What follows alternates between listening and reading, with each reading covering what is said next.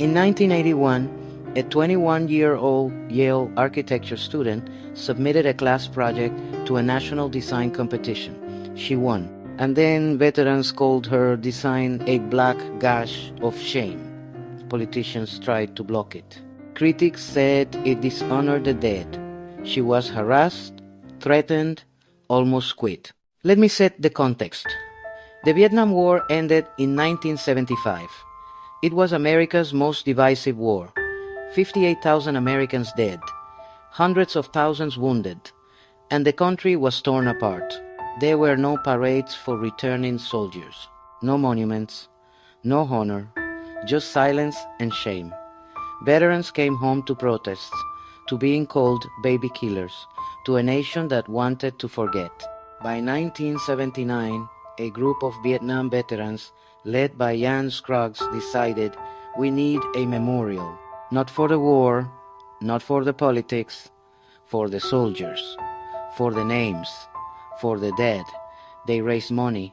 They secured land on the National Mall in Washington, D.C., between the Lincoln Memorial and the Washington Monument.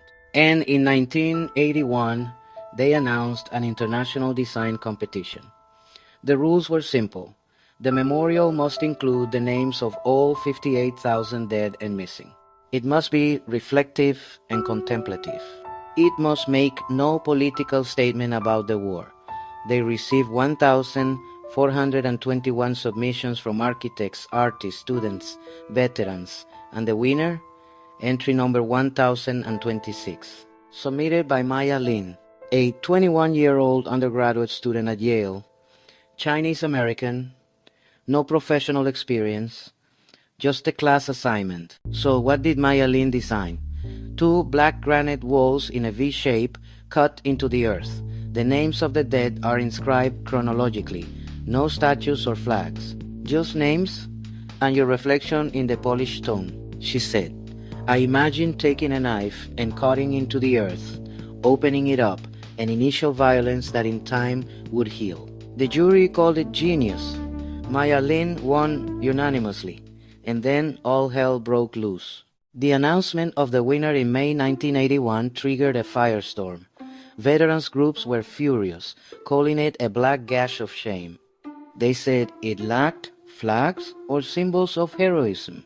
One vocal critic called it a black spot, a wailing wall for anti-war demonstrators. Maya Lin was attacked personally for her age, gender, and Chinese American heritage. Opponents demanded changes, insisting on adding a flagpole and a traditional bronze statue of 3 soldiers. Maya Lin fought back. She said, this will destroy the integrity of the design. The memorial is about the names, not symbols of war. But she lost. The Secretary of the Interior threatened to block the memorial entirely unless the statue was added. A bitter compromise was reached. The statue would be placed away from the wall. It saved the memorial. When the Vietnam Veterans Memorial was dedicated in 1982, something unexpected happened. Veterans who had hated the design came to see it, and they broke down. They found the names of their friends, touched the stone, and left mementos. I was wrong. This is the most powerful thing I've ever experienced. It's not about the war. It's about the people we lost. Maya Lin was right.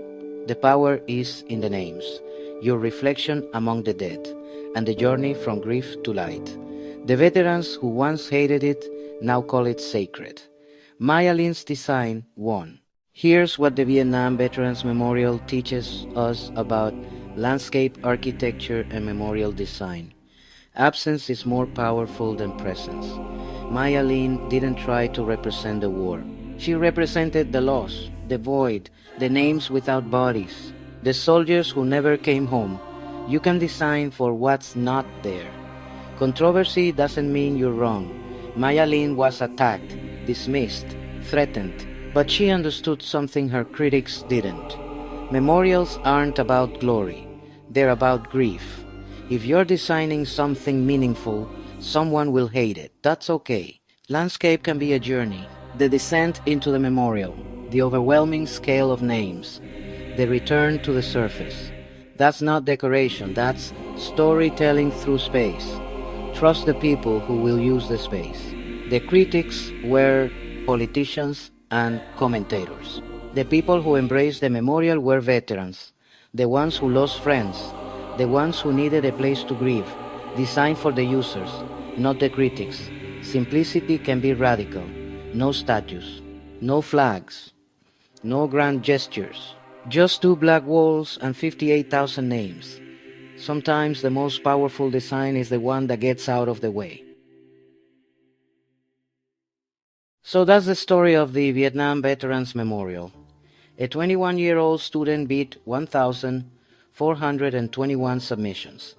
Veterans called it a disgrace. Politicians tried to destroy it. And today is the most visited memorial in America. Maya Lin proved that landscape architecture isn't about monuments. It's about memory. It's about making space for the grief we carry. This video should honor both Maya Lin's vision and the veterans who initially opposed but came to embrace the memorial. Balance controversy with redemption. Show the memorial's power without sensationalizing the war. Landscape architecture is more than just the arrangement of stone and soil. It is the physical manifestation of our history, our controversies, and our healing. On this channel, we believe that every iconic landscape has a secret, and the real story is always more interesting than the legend. If you believe that the spaces we build define who we are, join our community. Hit the like button to support this research and subscribe to journey with us through the world's most significant designs. Thank you for watching. I'm Reza Molina, and this is Landscape Architecture Legends. I'll see you in the next story.